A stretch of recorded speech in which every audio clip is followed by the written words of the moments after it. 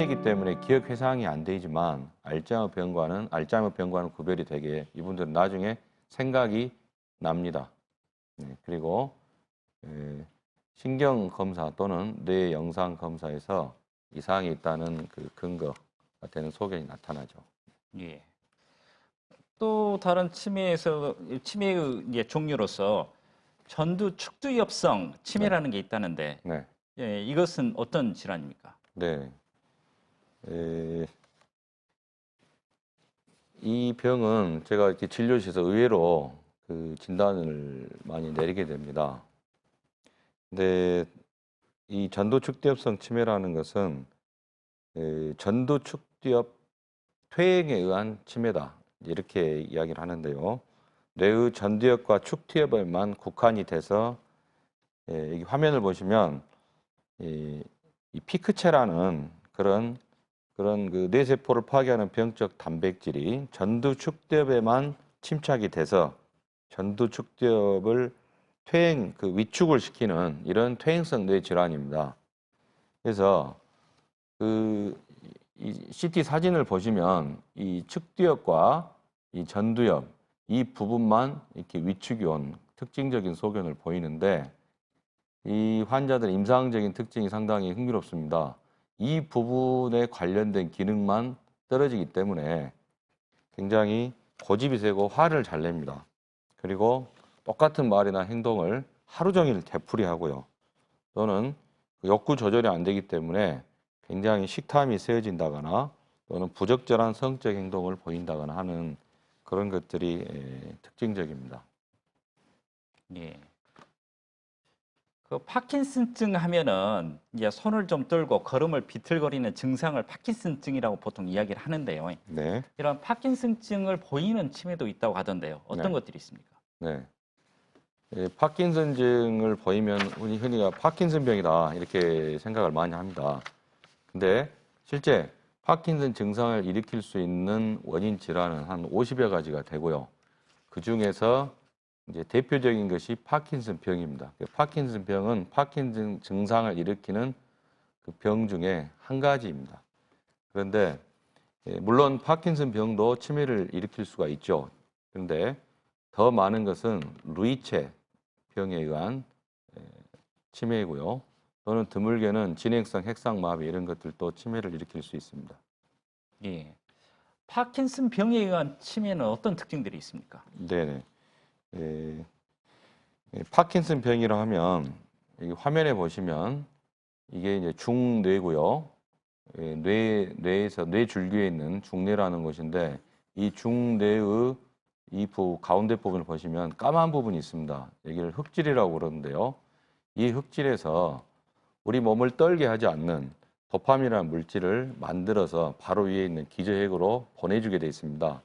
그런데 파킨슨병에 걸린 환자는 밑에 그림을 보시면 이 흑질이 알파 시뉴클레인이라고 하는 또 이 단백질이 침착이 돼가지고 이게 흑질이 다 파괴가 돼 버리는 겁니다. 그러면 도파민을 만들지 못했기 때문에 그 위에 있는 기저핵으로 도파민을 보내주지 못하죠. 그렇게 되면 기저핵에서는 결국은 파킨슨 증상을 일으키게 되는 이게 이제 파킨슨병의 원리입니다.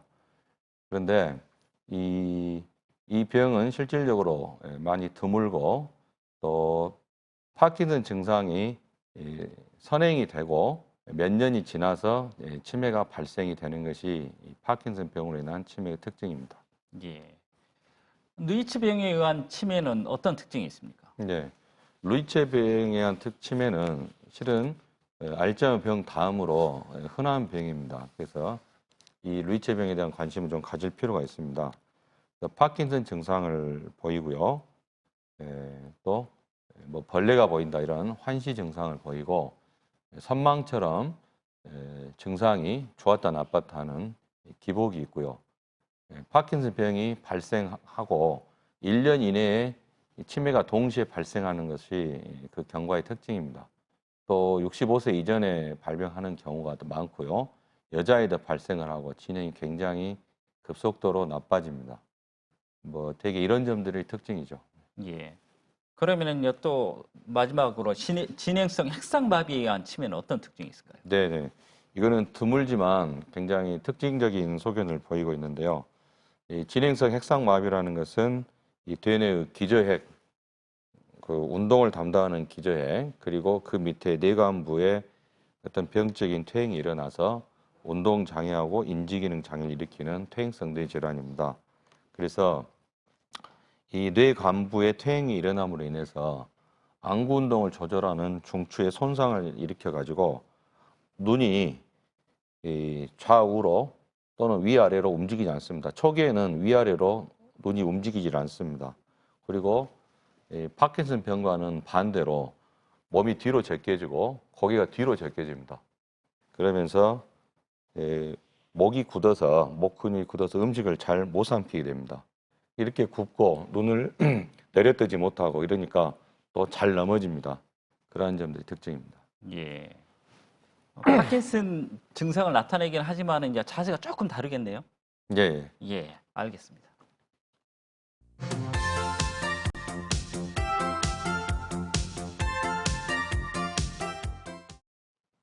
치매의 이유와 예방을 주제로 정신건강의학과 전문의 이윤 원장과 함께하고 있습니다.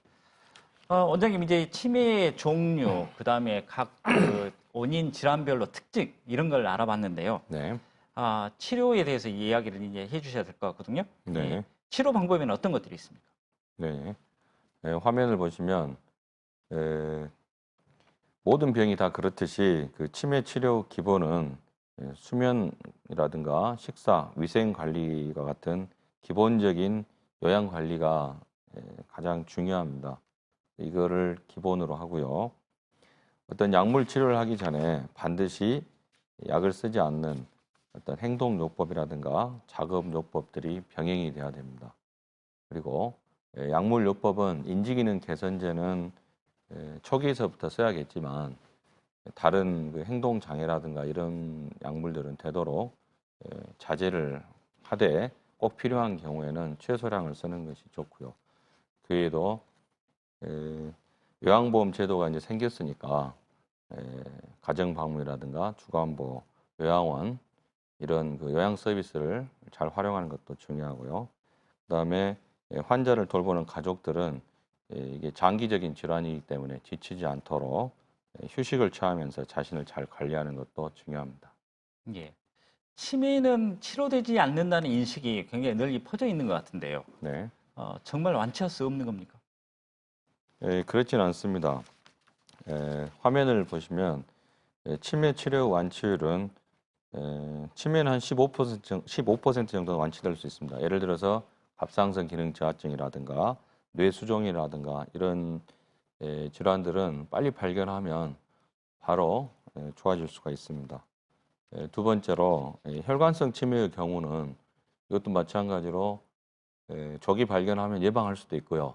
또 진단을 받았다 하더라도 위험 그 인자 원인 질환을 잘 관리하면은 더 이상 진행을 막을 수 있다는 점에서 중요하고요. 이제 퇴행성 치매의 경우는 결국은 나빠지는데 이것도 적극적인 치료를 함으로 인해서 빨리 나빠지는 것을 그 진행을 늦출 수도 있고요. 여러 가지 합병증이라든가 특히 행동 장애 이런 것들이 잘 조절이 되기 때문에 이러한 점들을 잘 아시고 치료를 하시면 사서 고생하실 일은 없을 겁니다. 예. 그렇다면은 치매를 어떻게 예방할 수 있을까요?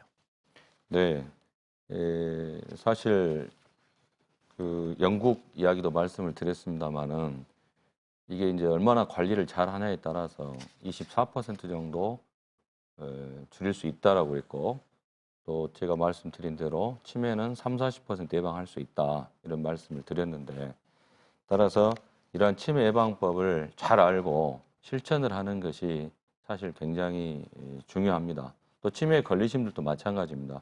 이러한 예방 수칙을 지켜서 관리를 얼마나 잘 하느냐 이것이 그분들의 삶의 질을 결정한다고 봐야 될 텐데요. 화면을 보시면서 숙지하셨으면 좋겠습니다. 매년 정기적인 건강검진을 받아보시고요. 50대 이후에는 이제 기억력이 좀 더 떨어질 텐데 반드시 간단한 기억력 검사를 해볼 필요가 있습니다. 두 번째로 고혈압, 당뇨, 비만과 같은 생활습관병을 철저하게 치료를 하시고 금연 금주하는 것이 중요합니다. 세 번째로 규칙적인 수면 습관과 고른 영양 섭취 그리고 충분한 수분 섭취가 중요합니다. 특히 강조하고 싶은 것은 규칙적인 어떤 체조, 유산소 운동, 근력 강화 운동은 치매 예방에 매우 중요합니다.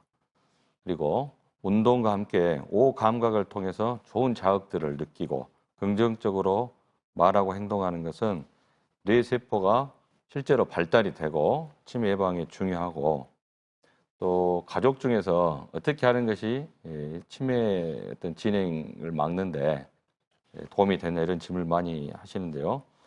특히나 글을 쓰고 글을 읽는 것은 뇌 운동이 아주 좋다라고 합니다. 그리고 다른 사람들과 같이 어울려서 많이 웃고 또 잘 어울리고 하는 사회적인 활동을 많이 하고 또 유행에 관심을 갖고 용모를 가꾸고 하는 이런 적극적인 사회 활동도 치매 예방에 도움이 된다고 합니다. 예.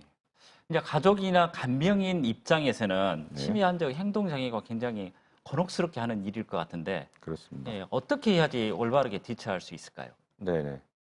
그 가족들이나 또는 요양원에서 일하는 요양보호사들 이런 분들이 그 행동 장애에 대한 교육이 되지 않을 경우에 굉장히 힘들어하고 또 서로 간에 가족과 환자 간에 상처를 받는 경우들이 많습니다. 뭐 갑자기 화를 낸다 할지 소리를 지른다 할지 뭐 밤중에 집 밖에 나가버린다 할지 대소변을 그냥 보고 집안에 어지러운다 할지 또 잠을 안 잔다는 그 자체가 온 가족이 잠을 잘 수 없으니까요. 뭐 두려워한다 할지 뭐 바람 피운다, 뭐 돈을 훔쳐갔다 이런 식으로 의심을 하면서 화를 낸다 할지 이랬을 때 가족들 입장에서도 굉장히 곤혹스러울 겁니다.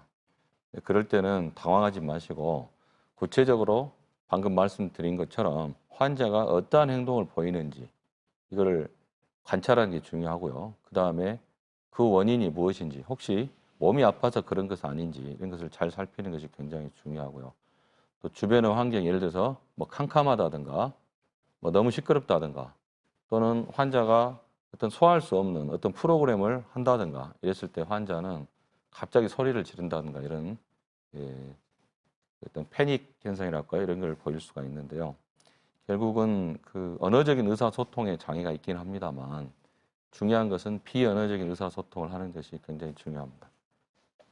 다음 화면을 보시면 그래서 어떻게 해야 될 것이냐 이 문제에 있어서 절대 옳고 그름을 따져서는 안 됩니다. 그게 아닙니다. 뭐 이렇습니다라는 식의 이야기는 의미가 없고요.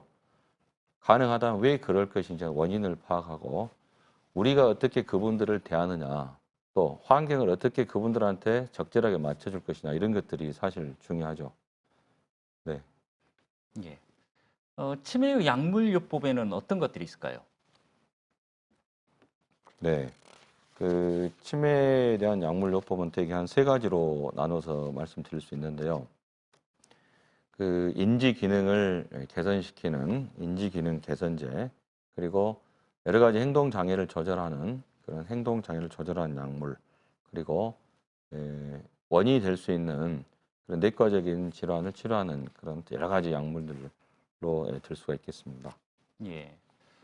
이 중에서 인지기능 장애인 경우에는 빨리 약물 치료를 하는 게 좋겠다고 이야기해 주셨거든요. 네, 예, 인지기능 개선제라는 건 어떤 것입니까? 네. 화면을 보시면 그 인지 기능 저하를 늦추기 위해서 알츠하이머 병과 혈관성 치매에 사용을 합니다. 현재는 한 네 종류 정도가 있습니다. 예. 예. 그럼 이런 인지기능 개선제들의 뭐 이게 특징이나 네, 주의해야 될 부작용 이런 게 있을 것 같은데요. 그렇습니다. 화면을 보시면 이 인지 기능 개선제는 치매를 완치시키는 약은 아니고요. 치매의 진행을 늦춰준다는 빨리 나빠지지 않게 한다는 그런 효과고요. 모든 환자에서 효과를 보이는 건 아니고 약 70% 환자에서 효과를 보이고 있고요.